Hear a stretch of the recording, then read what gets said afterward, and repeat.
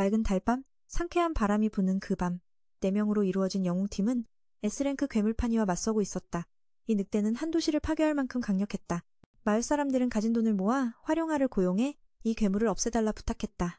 우리 주인공 맨도 이 팀의 일원이나 그는 가장 무능한 존재였다. 실제 싸움은 나머지 3명이 담당했다. 펜지는 괴물의 포박에서 벗어나기 위해 엄청난 힘을 폭발시켰다. 다행히 팀에는 뛰어난 치료사가 있어 그녀의 상처는 순식간에 치유되었다. 맨은 다시 괴물을 묶어 검객에게 최후의 일격을 날리게 했다. 팀장은 강력한 배기로 성공적으로 괴물을 쓰러뜨렸다. 그 사이 코트는 미끼 역할을 했다. 이제야 정신을 차린 코트, 모든 일이 끝나 있었다. 마을 사람들은 이 소식을 듣고 기뻐하며 이제 안심하고 살 수 있게 되었다. 다음 날 아침, 영웅팀은 마을에서 식사를 대접받았다. 하지만 음식은 평범해 팀장은 만족하지 못했다. 그는 코트에게 평소처럼 뭔가 만들어달라 요구했다. 오늘은 그가 요리하는 마지막 날이기도 했다. 코트는 자신이 무능하다는 사실조차 몰랐다. 코트가 자신이 쓸모없다는 말을 듣고 충격을 받았다. 팀장은 슬라임 한 마리도 못 잡는 네가 어떻게 도움이 되겠냐며 쓸모없음을 단언했다. 팀은 최소 4명이어야 하기에 코트는 어쩔 수 없이 팀에서 제외될 수밖에 없었다. 그동안 코트는 자빌, 요리, 빨래만 해왔다. 그가 간절히 남아달라 애원했지만 팀장은 무자비하게 그를 내쳤다. 결국 코트는 슬픔에 잠긴 채 혼자 모험을 떠나야 했다. 며칠 후 맨은 일자리를 찾아 도시로 돌아왔다. 도착한 곳에서 친절한 접수원이 그를 반겼다. 맨은 일자리를 구한다 말했고 그녀는 그의 능력을 확인하기 위해 면접을 제안했다. 맨은 자신을 시라 소개하며 15살이고 상간마을인 시 출신이라 말했다. 그곳은 사람도 적고 낯선 곳이었다. 그가 활용아 팀 출신이라는 사실에 접수원은 놀랐다. 그 팀은 최근 SS 랭크로 승급해 유명해졌지만 맨은 무능해 해고당했다는 사실이 안타까웠다. 접수원은 그래도 이것이 일자리를 찾는 데 큰 장점이 될 거라 생각했다. 맨은 자빌밖에 못했지만 평가받는 건 처음이라 기대에 부풀었다. 다음은 능력평가 시간이었다. 모든 지원자는 신의 축복을 받는다. 협회는 모험가의 잠재력을 발견하는 곳이다. 맨은 기대하며 자신의 강점을 찾을 수 있을지 희망했다. 협회는 G부터 SSS까지 등급을 매긴다. D급은 철을 베지 못하지만 A급은 가능하다. 그러나 검사 결과 맨의 모든 능력치는 최하위였다. 정말 답답한 상황이었다. 접수원은 안타깝게도 맨에게 전혀 재능이 없음을 알렸다. 전투 능력은 제로였고 현재 세상에서 할 수 있는 일이 매우 제한적이었다. 하지만 그래도 육체 노동 정도는 가능하다고 했다. 맨은 이미 가진 돈도 바닥난 상태였다. 접수원은 맨에게 모래주머니를 들어보라고 시켰고 맨은 힘껏 들어보려 했지만 단시간 겨우 버틸 뿐이었다. 모래주머니가 마력까지 흡수하는 이상한 물건이었다. 접수원은 맨이 약간의 힘이라도 가진 걸 보고 건설 노동에 보내기로 결정했다. 국경 근처 마을에서 성벽 보수를 위해 인력을 구하고 있었다. 맨은 바로 동의하며 새로운 삶의 시작을 맞았다. 더 나은 선택이 없기에 어쩔 수 없이. 협회에서 소개장을 갖고 관리자를 만나자 이 형은 단지 임시 일꾼으로 일하러 온 것뿐임을 알게 된다. 원래는 거절하고 싶었지만 인력이 부족해 어쩔 수 없이 수락한다. 몸에는 근육이 전혀 없어 보였지만 그는 젊은 청년에게 시멘트를 섞는 법과 벽에 바르는 법을 가르친다. 맨은 이곳에서 시멘트에 마력을 부어야 하는지 궁금했다. 왜냐하면 자신이 자란 곳에서는 그렇게 했기 때문이다. 3시간마다 누군가가 작업 진행 상황을 점검하러 오기 때문에 게으름 피우면 안 되고 최소한 반통은 채워야 한다는 규칙이 있었다. 마력을 부어야 하는지 묻기도 전에 관리자는 떠나버렸다. 굿은 그게 당연한 일이라 말하지 않은 것이라고 생각했다. 자신이 관리자 눈에 쓸모없는 존재로 보일까봐 전력을 다했다. 약 3시간 후 그 형이 돌아왔을 때 충격을 받았다. 기적처럼 굿은 맡은 구역 전체를 수리해냈다. 원래는 더 할 수 있었지만 시멘트가 다 떨어져서 그만큼만 가능했다. 중요한 건 맨 자신도 자신이 한 달치 일량에 해당하는 신명의 속도로 작업했다는 걸 몰랐다. 높은 곳을 어떻게 칠했냐고 묻자 막대기를 이용해 시멘트를 고르게 펴바른 것뿐이라고 한다. 아무도 그렇게 하지 않는데 말이다. 그래서 관리자도 할 말을 잃었다. 얼마나 더 일할 거냐고 묻자 약 일주일 정도라고 답했다. 하지만 맨은 곧 해고당했다. 이렇게 빨리 하면 돈이 부족해서 못 준다며. 현재 관리자가 가진 돈은 모두 맨에게 먼저 지급했고 나머지는 협회가 정산할 예정이라고 한다. 너무 일을 빼앗아 다른 사람들의 일자리를 위협했기 때문에 그를 붙잡을 수 없었다. 원래 벽수리는 가난한 사람들에게 일자리를 주기 위한 일이었다. 이제 일이 다 끝나면 굶어 죽게 될 판이었다. 너무 빨리 일한다며 탓하지만 맨은 별로 빠른 것 같지 않았다. 그 형은 맨을 SSS 등급급으로 평가하며 여기서 떠나수도로 가는 게 더 맞다고 조언했다. 잠시 후 맨은 협회로 돌아와 자신이 무능해서 해고당했다는 이야기를 한다. 자신을 위로하려고 칭찬한 것일 뿐 실제로는 너무 약하다고 생각했다. 마침 한 소녀가 도우미를 찾으러 왔는데 돈이 많지 않아 좀 어려웠다. 굿은 그 소녀가 정말 예쁘다고 평가했다. 접수 담당자도 달려와 듣자 그 아가씨가 광부를 구하는데 일한 결과에 따라 보수를 받는 조건이라 위험 부담이 크다고 했다. 아무도 감히 동의하지 않을 조건이었다. 그 소녀는 일주일 후에 발견한 광산이 몰수될까 걱정해 지금 당장 사람이 필요했다. 그 말을 듣고 매니 경험이 조금 있다며 시험 삼아 일해보겠다고 나섰다. 고향 마을에서 주민들과 광산을 캐본 경험이 있었기에 방법을 알고 있었다. 접수 담당자는 실패하면 아예 한 푼도 못 받으니 걱정했다. 처음에 아가씨도 매니 너무 약해 보여 거절했지만 접수 담당자가 난쟁이족을 고용하려면 최소 10골드를 써야 한다며 어쩔 수 없이 울리시아도 맨의 도전을 허락했다. 청년은 기쁘게 따라가며 접수 담당자에게도 감사 인사를 잊지 않았다. 세른쿠시 정말 착하고 잘생겼으며 기술원에서 여성들을 돌보기에 딱 맞는 사람이라 생각했다.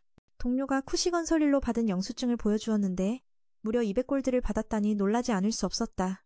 짧은 시간에 이렇게 많은 돈을 벌다니 믿기지 않았다. 매니 몰래 자루에 걸려 넘어졌는데 그 자루가 일반적인 게 아니었다. 그 자루는 마력을 측정하는 데 쓰였다. 마력이 많을수록 무겁게 느껴지는데 일반인은 아무 반응도 없었다. 이때 세른쿠시 평범한 사람이 아니란 걸 깨달았다. 무거운 자루를 들었다는 건 엄청난 마력을 지녔다는 뜻이었다. 맨도 자신이 특별한 사람인 줄 몰랐다.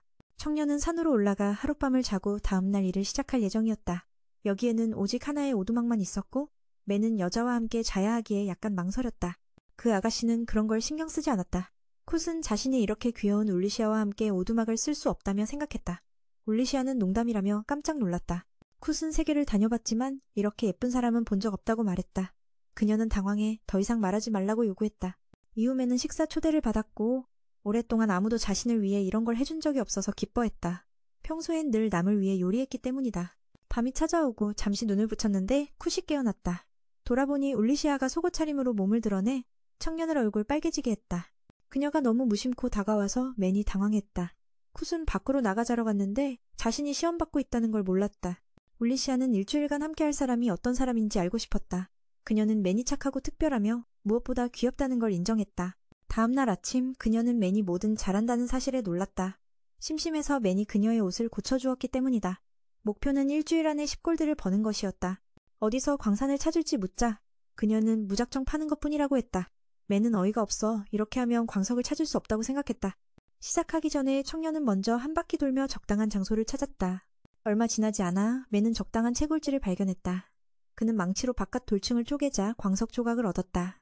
큰 돌 하나는 3골드에 팔 수 있었다. 몇 시간 만에 맨은 꽤 많은 광석을 모았다. 그녀가 판매해도 되냐고 묻자 맨은 거절했다. 울리시아는 맨이 발견한 걸 빼앗길까봐 오해했다. 하지만 맨은 가치를 더 높이기 위해 광석을 마력 결정체로 바꾸려 했다. 그런데 이 작업은 왕국 내에서 10명도 안 되는 마법사만 할 수 있었다. 맨이 단번에 하나를 완성하자 그녀는 충격을 받았다. 맨은 무척 간단히 마력을 주입했으며 거의 힘도 들지 않았다. 보통은 1시간 이상 걸리는데 맨은 몇 초 만에 끝냈다. 울리시아는 마법사들이 마력을 1시간 동안 유지한다고 알고 있었는데 맨의 속도는 너무 달라 부자연스러웠다. 둘의 생각이 달라 더 말문이 막혔다. 그는 단순히 망치로 바깥의 돌층을 쪼개서 광석을 얻었다. 큰 조각 하나는 금화 세잎에 팔 수 있다. 몇 시간 만에 이렇게 꽤 많은 양을 모았다. 그 친구가 팔 수 있냐고 묻자 그는 거절했다. 유리아는 그가 찾은 것이라 다 가져갈 줄 알았지만 사실은 아니었다. 그는 먼저 이를 마력 결정으로 변환해 가치를 올리려 했다. 하지만 이 작업은 왕국 내에도 10명도 안 되는 마법사만 할 수 있다는 걸 그녀는 알고 있었다.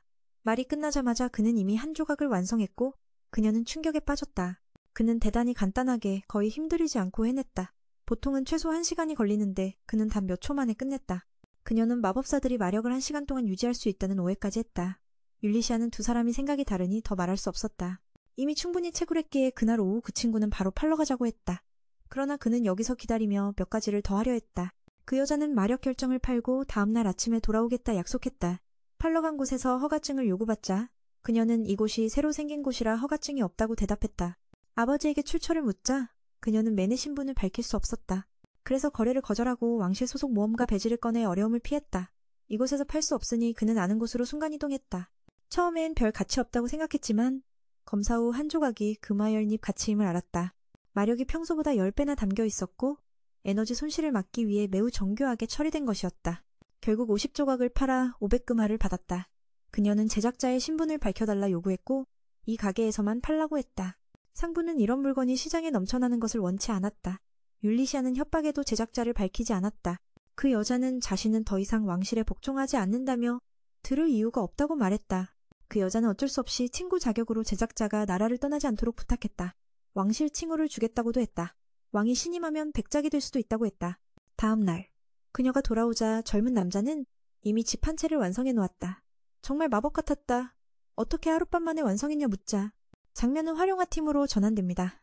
그들은 쫓겨난 이후로 큰 어려움을 겪고 있었어요. 힘이 줄어들고 불을 만들 수도 회복도 못하고 있었죠. 모두가 다투는 바람에 다른 멤버는 이 팀이 곧 무너질 거라 느꼈어요. 다시 매니 사는 작은 집으로 돌아갑니다. 율리시아가 자신이 초대받아 귀족처럼 대접받는다고 말하자 매는 이유를 물었어요. 그녀는 그가 만든 마법 결정체를 평가한 사람이 왕궁의 마법사라고 답했죠. 그가 흥미로워 보여 초대를 받았다고 해요. 매는 잠시 생각한 뒤 정중히 거절했어요. 자신이 다른 사람보다 높은 직급에서 일하는 모습을 상상할 수 없었기 때문이죠. 게다가 그는 활용하러 돌아가고 싶어 했기에 당분간 이 광산에서 일하다 쫓겨나면 그만둔다고 했어요. 이 말을 들은 율리시아는 갑자기 매우 기뻐했어요. 마법 결정체가 팔려 세금 낼 돈이 부족하다는 질문에 그녀는 그가 직접 만든 것이라며 큰 돈을 받지 못했다고 말하지 않았어요. 대신 그녀가 맨의 계좌로 돈을 송금했다고 했죠. 맨은 자신이 얼마나 가치 있는지 아직 깨닫지 못했고 엘리아가 굳이 그렇게 할 필요가 없다고 생각했어요. 그녀는 실제로 돈이 부족했지만 큰 금액을 받는 걸 두려워했어요. 어쨌든 그녀는 청년이 여기서 좀 더 일해주길 바랐죠. 그 말을 들은 맨은 기뻐하며 오늘 좋은 광맥을 찾았다고 알렸어요. 잠자리와 식사에 대해 묻자 그는 괜찮다며 어제 6시간이나 잤다고 했어요. 실제로 활용화에서 활동할 때 하루에 겨우 4시간만 쉴 수 있었거든요. 그는 자빌 담당이라 일찍 일어나야 한다고 생각했어요. 율리시아가 실망한 것 같아 휴식을 보충하고 더 열심히 일하겠다고 약속했죠. 이 오해는 꽤 심해서 율리시아는 어쩔 수 없이 포기했어요. 좋은 장소에 도착하자 맨은 그녀에게 50m 이상 파지 말라고 조심스럽게 경고하며 하루 만에 그렇게 깊이 파는 사람은 없다고 했어요. 그는 결정체가 더 많은 다른 장소로 갈 예정이었죠.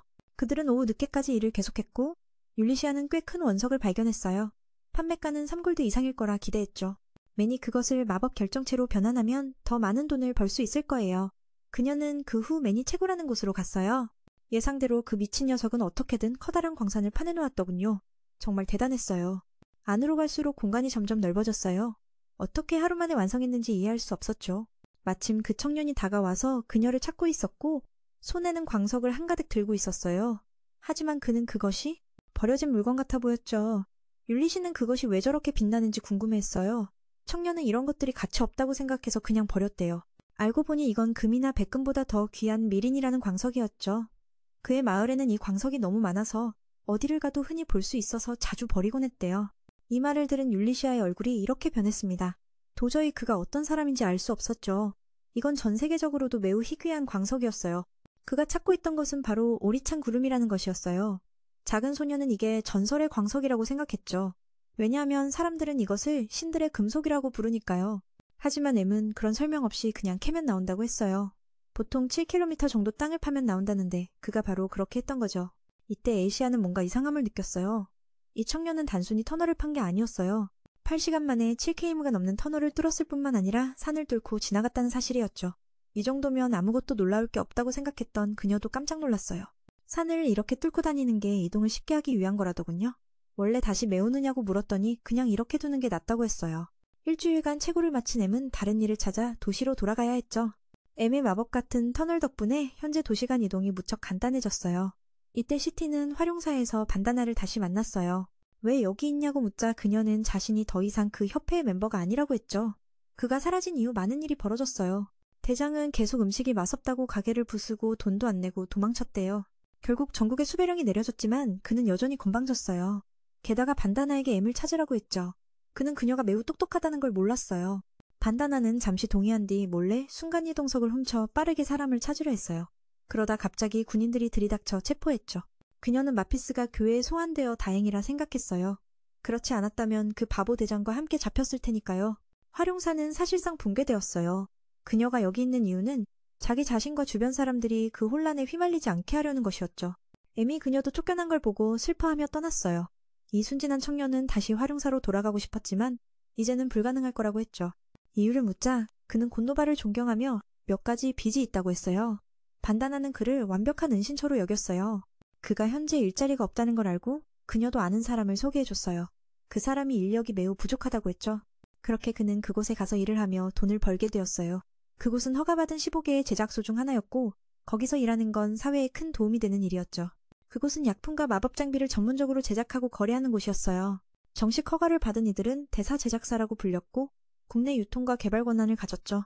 그런 곳에서 일을 하게 된 건 정말 대단한 일이었어요. 도착해보니 생각했던 것과는 달랐어요. 그가 문을 두드리자 한 소녀가 나와 인사했고 그 모습에 꽤 놀랐죠. 그녀를 뚫어지게 쳐다보자 자신이 처음 보는 성계족이라 생각했어요. 그는 사과하고 자신을 코트라고 소개했어요.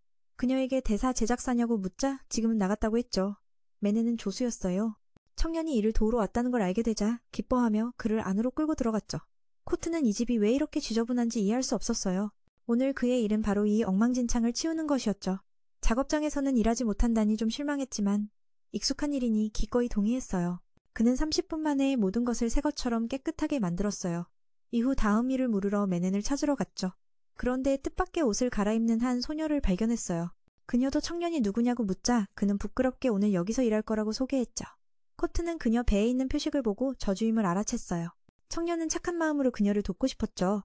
간단히 저주를 살펴본 끝에 그녀가 너무 큰 상처를 받아 더 이상 고통을 느끼지 못한다고 추측했어요. 다행히도 그녀는 아직 음식을 먹을 수 있었고 코트는 죽 끓여주기로 했죠. 장면이 바뀌어 율리시아와 미미코가 나타났어요. 미네가 캐낸 초이기 광산에 대해 설명하자 그녀는 최소 5만 골드 이상 가치가 있다고 추산했어요. 정말 미친 가치였죠.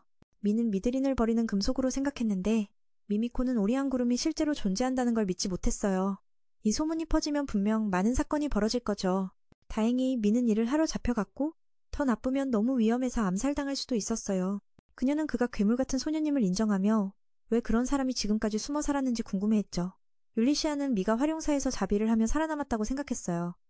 미미코는 대장이 전국에 수배 중이라고 알려줬어요. 율리시아는 에미대사 제작사가 되도록 도와주려 했죠. 그래야 눈에 띄지 않을 테니까요. 문제는 그가 이 사실을 받아들일 수 있느냐였어요.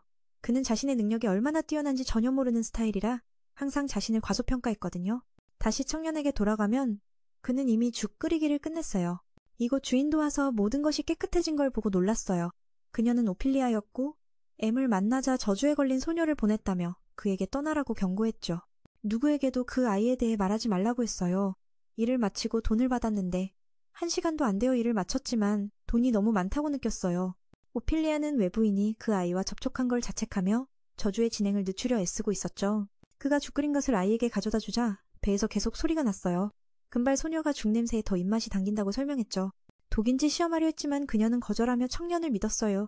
단 한 번 만난 사이지만 그가 주는 안정감은 컸죠. 게다가 그녀는 저주 때문에 이미 몸이 거의 죽어가는 상태였기에 독에 걸려도 상관없다고 했어요. 이번만큼은 누군가를 온전히 신뢰하고 싶었던 거죠. 오피리아는 그 말을 듣고 제자에게 코트가 만든 죽을 먹게 허락했어요. 한 숟가락 먹은 금발 소녀가 맛있다고 칭찬했지만 곧 통증을 느끼고 쓰러졌죠. 오피리아는 자신이 리스의 뜻대로 행동에 실수했음을 깨달았어요. 진짜 독이 있다고 생각했거든요. 하지만 잠시 후 그녀가 갑자기 회복하며 저주가 사라졌다 말했어요. 그 회복 속도는 믿을 수 없을 만큼 빨랐죠. 오피리아는 듣고 나서 제자에게 그가 만든 죽을 맛보게 했다. 한 숟가락 먹고 금발은 정말 훌륭하다 칭찬했지만 곧 고통을 느끼고 쓰러졌다.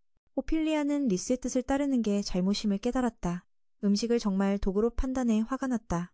그런데 잠시 후 그녀가 갑자기 회복하며 저주는 사라졌다고 말했다. 이 회복 속도에 선생님도 믿을 수 없었다. 장면은 저주를 건 배우 인물들에게로 바뀐다. 저주가 풀렸다는 소식을 듣고 주모자는 당장 공주 리스를 죽이라고 명령했다. 밤이 되어 그 두 사람은 미미코 가게에 찾아와 이야기를 나눴다. 공주를 보고 두 사람은 무릎 꿇고 인사했다. 리스가 심하게 아플 줄 알았지만 왜 직접 찾아왔는지 이해할 수 없었다. 오피리아는 리스가 강력한 저주에 걸렸다고 설명했다. 누군가가 암살을 시도하는 이유는 리스가 프란조아 왕의 유일한 딸이기 때문이었다. 이 사건은 두 나라의 평화를 위협하는 것으로 볼 수 있다. 미미코는 친구가 회복되어 기뻐하며 그들이 찾아온 이유가 코트라는 청년 때문임을 알게 되었다. 그는 저주를 풀어냈다. 그 말을 듣고 두 사람은 잠시 멍해졌다. 모두가 앉아 이야기를 나눴다. 유리아에게는 공주가 고슬솥에서 끓인 죽을 먹으면 저주가 풀릴 수 있다는 이야기가 전해졌고 그녀는 머리를 감싸쥐었다. 불과 반나절 만에 이렇게 많은 일이 벌어지다니 도저히 믿을 수 없었다. 공주 암살 사건 뒤에 숨은 범인은 분명 저주사와 연관이 있었다. 또한 궁안의 일들에 개입할 수 있는 인물이었다. 미미코가 조사한 결과 3명이 떠올랐다. 첫째는 제1장군 사노바, 둘째는 제3왕 피엘 사도라, 마지막은 교회 주교 치스탄이었다. 그는 신도들을 이용해 리스의 방에 걸린 보호마법을 망칠 수 있었다. 계모도 궁안에서 자유롭게 움직일 수 있었고 장군은 정보 수집을 전문으로 하는 도적단과 연관되어 있었다. 오펠리아는 진짜 적을 찾기 어려워. 현 상황에선 함정을 설치해 배후를 밝혀내야 한다고 판단했다. 현재 공주는 15세로 관습에 따라 1년간 외부에서 수련한 뒤 궁으로 돌아올 예정이었다. 오펠리아는 대장장이 대사가 운영하는 공장을 세워 방패막이로 삼고 공주가 조용히 수련할 수 있게 하려 했다. 배후 인물들은 대장장이 대사에 대해 조사할 것이고 가짜 인물을 만들어 진짜를 숨길 것이다. 그래야 방패막이를 만든 사람이 누구인지 알 수 없게 된다. 결국 암살 음모의 진상을 밝힐 수 있을 것이다. 가장 중요한 건 대장장이 대사로 인정받을 사람을 찾는 것이다. 그때 작은 아이가 오펠리아에게 고급 마정석을 건네주었고 그녀는 놀라움을 감추지 못했다. 두 사람은 이 마법 재료가 그 아이가 만든 것임을 알렸다. 공주는 그 말을 듣고 기뻐하며 확실히 평범한 사람이 아니라고 생각했다. 다음날 아침 미는 일터에 갔더니 문이 닫혀 있었다. 주인은 외출했고 오늘은 청소할 필요가 없다고 했다. 미는 실망에 마음이 무거웠다. 겨우 일자리를 구했는데 뭔가 잘못해서 해고된 것 같았다. 배가 고파 미는 밥을 먹으러 달려갔다. 그때 식당에 모험가 팀이 짐꾼이 부족하다고 했다. 임무는 오늘 안에 끝내야 해서 거절할 가능성이 컸다. 미는 곧바로 참여를 희망했다. 전투 실력은 형편없지만 무거운 짐은 문제없었다. 친구가 깔보며 어린애 취급했지만 형이 한 대 맞아주며 말렸다. 형은 친절하게 사과하며 이번 임무가 쉽지 않으니 조심하라고 했다. 이번엔 200kg짜리 골렘을 사냥해야 해서 전문가가 필요했다. 미는 웃으며 200kg 정도는 문제없다며 두 형을 들어 올릴 수 있으면 참가하게 해달라고 요구했다. 아무도 그 말을 믿지 않았지만 미는 가볍게 형을 번쩍 들어 올렸다. 금발인 150kg짜리도 아기처럼 많았다. 모두 박수를 치며 칭찬했고 미는 임시팀에 합류했다. 갑옷 입은 형은 자신을 투사칸이라 소개했다. 단조는 사무라이이자 팀장, 신하는 궁수였다. 미는 이들이 친절해 기뻤고 돈벌이도 할 수 있어 마음이 놓였다. 팀에는 짐꾼이 있었지만 아파서 민이 대신해주길 바랐다. 그리하여 모두가 던전으로 향했다. 문 앞에서 미는 실수로 똥을 밟아 소란을 피웠고 신하는 어이없어하며 도와줬다. 가장 약한 존재조차 무찌르지 못하고 발을 헛디뎌서 스스로 다쳤다니 모두 민의 전투력이 정말 낮다는 걸 깨달았다. 다행히 두 형은 마음이 넓어 싸움은 자신들이 맞고 미는 짐만 옮기라고 했다. 위험에 빠진다면 괴물을 잡아도 데려올 수 없기 때문이었다. 미는 그들의 너그러움에 놀랐다. 활용리에 있을 때는 형에게 심하게 맞고 무시당했기 때문이다. 감동한 미는 눈물을 흘렸다. 던전 안에서 그들은 빛을 밝히는 가루를 사용했다. 덕분에 미는 고블린 배설물을 발견했고 아직 고블린들이 남아있을 것으로 추정했다. 동생 칸은 한두 마리는 문제없지만 무리와 마주치면 싸우기 전에 도망가야 한다고 말했다. 그들은 유적 안으로 들어갔고 미는 비밀문을 발견했다. 전에 고블린이 매복하고 있어 상황이 악화됐다. 단조와 신하는 즉시 적을 제압했지만 소리에 고블린 무리가 깨어났다. 너무 많아 싸우기엔 부담스러워 후퇴했다. 양쪽 모두 막혀서 죽음의 각오를 해야 했다. 미는 비밀 통로가 있다는 소식을 듣고 찾아 나섰다. 들어가자마자 친구가 문을 닫아 미는 당황했다. 왜 두 형을 들여보내지 않느냐고 묻자 신하는 울면서 설명했다. 밖에선 민도 위험하니 탈출할 수 없다며 그들이 여기서 버티면서 민을 도망가게 하려는 전략이었다. 이 뜻은 두 형이 희생을 각오했다는 의미였다. 신하도 미리 이 사실을 알고 문을 닫은 것이었다. 미는 형들과 헤어지기 싫었지만 신하에게 무능하다며 꾸중을 들었다. 여기 남으면 형들에게 짐만 될 뿐이었다. 싸움 중인 그들을 말리며 도망가라고 재촉했다. 단조도 이 일에 대해 아무 말 없이 받아들였다. 임무는 위험하지만 동생을 보호하는 게 형의 영광이라며 신하는 슬펐지만 두 형이 무사할 거라 믿었다. 불빛을 밝힌 작은 방에서 그들은 충격적인 광경을 마주했다. 거대한 아이언 드래곤 골렘이 그 앞에 있었다. 한편 유리시아는 공주인 내를 민이 묵는 여관으로 데려가 사람을 찾았다. 그녀는 공주에게 정체를 비밀로 하라고 당부했다. 동생은 평범한 사람 취급을 받고 싶다며 동의했다. 예전에도 고블린들이 매복해 있어 상황을 더욱 악화시켰다. 다조와 신하는 즉시 제압했지만 그 고함 소리가 무리를 깨웠다. 소리를 통해 그들의 숫자가 너무 많다는 걸 알게 되어 어쩔 수 없이 후퇴했다. 양쪽 모두 이미 포위된 듯해 죽음을 각오해야 했다. 쿠츠는 비밀 통로가 있다는 걸 알게 되어 탈출구를 찾아달라고 부탁했다. 도망친 후 갑자기 그녀가 문을 닫아 매는 이해할 수 없었다. 왜 두 형제를 안으로 들이지 않느냐고 묻자 신하는 울기 시작했다. 밖에 있던 친구들도 고블린들이 쫓아오기에 도망칠 수 없다는 걸 알고 안에서 들릴 수 있게 말했다. 그래서 그들은 여기서 버티며 친구들이 도망칠 시간을 벌려는 거였다. 즉 두 사람은 희생할 각오가 되어 있었고 신하도 이미 그걸 알고 있었기에 문을 닫은 것이다. 매는 형들을 잃고 싶지 않았지만 남으려 하자. 넌 싸움도 못하면서 왜 남으려 하냐며 꾸중을 들었다. 여기 남으면 오히려 두 형들에게 패만 된다는 말에 그들은 다투는 모습도 보였지만 얼른 도망가라고 재촉했다. 다조는 원래 이 일에 몸 담은 이상 마음의 준비가 되어 있다고 했고 켄스는 여동생을 지키다 죽는 것이 형으로서 영광이라고 말했다. 신하는 슬펐지만 두영이 무사할 거라며 자신을 다독였다. 작은 방에 불을 밝히자 눈앞에 아이언 드래곤 골렘이 나타나 충격에 빠졌다. 동시에 율리시아가 레를 데리고 매니 머무는 여관으로 찾아와 사람을 찾기 시작했다. 그녀는 공주에게 자신의 진짜 신분을 비밀로 해달라고 부탁했고 공주는 평범한 사람으로 취급받고 싶다며 동의했다. 그러나 안으로 들어가 보니 그가 보이지 않았다. 밖에 있던 반타나가 맨이라면 지금쯤 동북쪽의 지하 감옥에 있을 거라고 말했다. 율리아는 그 말을 듣고 달려갔지만 아무도 없었다. 그녀는 함정일 수도 있다고 생각했지만 확인은 해야 한다고 결심했다. 위험을 알기에 렌은 여긴 아마 기다려야 했다. 그러나 공주는 자신이 더 이상 저주로 약해지지 않았기에 같이 가겠다고 고집했다. 또 호위가 주인을 떠날 수 있냐며 꾸짖기도 했다. 더군다나 렌은 스스로를 지킬 마법도 있으니 방해가 되지 않을 거라며 확신했다. 이 말을 듣고 그녀도 동의해 함께 사람을 찾으러 갔다. 동굴 안으로 들어가자 많은 발자국이 보여 맨이 분명 거기에 있다는 걸 알게 됐다. 렌은 감각 강화 마법을 사용해 정확히 확인했다. 율리아는 괴상한 소리를 들을 줄 알았는데 공주는 후각을 강화해 냄새로 찾았다니 정말 황당했다. 율리아는 두 사람이 서로 껴안았던 장면을 떠올리며 냄새도 기억난다고 생각했다. 더 깊숙이 들어가자 누군가 싸우고 있는 소리가 들려 안심한 공주가 힘을 강화해달라고 부탁했다. 그때 다조와 캔스는 죽음의 문턱에 있었다. 다행히 율리아의 전투 능력이 뛰어나 고블린 무리를 쉽게 격파했다. 하지만 안쪽에 있는 두 사람은 거대한 괴물 앞에서 멈춰섰다. 스스로를 탓하며 애초에 이 임무를 포기했어야 했다고 후회했다. 그래야 모두 살아남았을 텐데 맨까지 끌어들여 미안하다고 사과했다. 아이언 드래곤 골렘은 침입자를 공격하는 유형으로 지나가면 반드시 죽는다는 존재다. 두 형은 시간을 벌기 위해 목숨을 걸었는데 결국 여기서 멈춰야 했다. 쿠츠는 괜찮다며 평정심을 유지하고 동료와 함께 우선 이 골렘부터 처리해야 한다.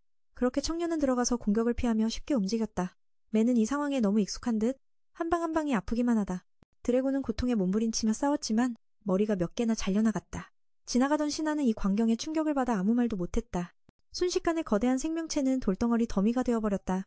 슬림조차 쓰러뜨리지 못했던 그 녀석이 이렇게 무지막지하게 강했다니. 하지만 시에게는 이것이 단순한 채집 작업일 뿐이었다. 그는 어릴 적부터 이 일을 해왔다며 웃었다. 마침 울리시아가 뛰어들었고 맨에게 검으로 그 드래곤을 찢어 부수라고 말했다. 언니가 손을 흔들며 걱정하지 말라고 하자 그는 전혀 다치지 않았다. 그리고 율리시아 덕분에 위험에 처한 두 사람을 구하러 갔다. 사실 그녀는 골빈무리를 처리한 뒤에야 이곳에 들어온 것이다. 두 사람은 부상했지만 생명에는 지장이 없었다.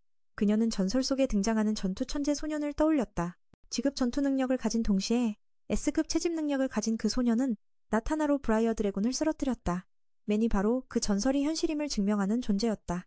모두가 맨의 멋짐에 감탄하며 기뻐했다. 밖에서는 K가 이곳으로 도망친 골빈 이야기를 들어본 적 없다고 하며 이 일을 맡았다고 했다. 단조도 율리시아에게 감사를 전했다. 그리고 새 공장을 만들 계획이라며 맨을 초대하고 싶다고 했다. 그는 다른 사람과 함께 가고 있어서 망설였다. 캔스는 좋은 기회라며 신경 쓰지 말라고 했다. 울리시아는 모험가도 필요하다며 그들을 고용하고 싶어 했다. 모두가 기뻐했지만 맨의 무시무시한 힘에 대해 걱정도 남아있었다. 울리시아는 동생에게 돌아가서 능력을 점검받으라고 조언했다. 실력을 알면 공장에서 일하는데 훨씬 수월할 것이다. 이후 그들이 모임에 도착했을 때 이미 미미코가 와 있었다. 그녀는 자신이 왕실 마법사이며 맨의 능력을 검사해줄 것이라고 소개했다.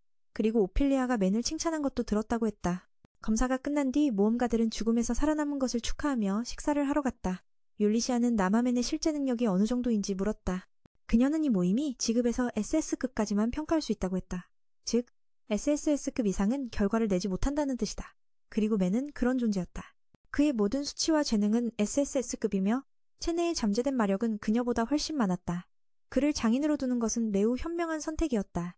미미코는 자신이 검사를 맡아 다행이라고 생각했다. 밖으로 알려졌다면 큰일 났을 테니까. 두 친구가 돌아왔을 때 접수 담당자가 귀를 막고 있었다. 아마도 그 모든 이야기를 들은 모양이었다. 결과가 커플에게 놀림감이 되어버렸고 동시에 그녀도 함께 당한 듯했다. 맨의 능력을 아는 사람들과 함께 그룹에 합류했다. 쿠엇은 모험가 팀과 함께 마차로 데려와줬다. 그들이 도착한 곳은 텔레포트 스톤이 없고 다소 외진 곳으로 공주가 수련하기에 적합했다.